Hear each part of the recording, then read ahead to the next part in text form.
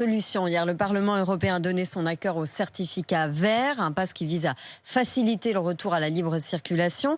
Ce pass peut-il aussi permettre d'organiser à nouveau de gros événements comme les mariages cet été? Estelle Henry a rencontré les futurs mariés pour RMC.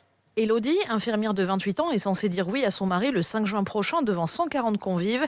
Mais plus les jours passent et plus l'angoisse monte. On est à quasiment un mois de l'échéance et je n'ai aucune visibilité. Je ne sais pas si on va pouvoir se marier. Je ne vis pas ça très très bien, hein. Entre vaccination et test PCR, pour elle, ce pass sanitaire ressemble à une fausse bonne idée.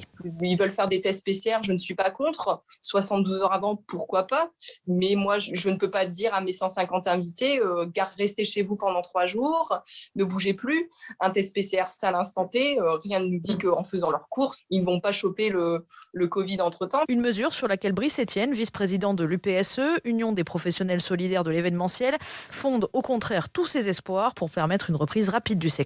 Est-ce que c'est pas mieux de faire un test PCR de moins de 72 heures pour un mariage que simplement pour prendre un avion pour aller passer 24 heures à Barcelone? Ça me semble quand même plus exceptionnel, un mariage. Et donc, certes, un effort, mais un effort minime. Et selon Brice Etienne, les entreprises du secteur ont déjà perdu 1 milliard d'euros de chiffre d'affaires depuis le début de l'année.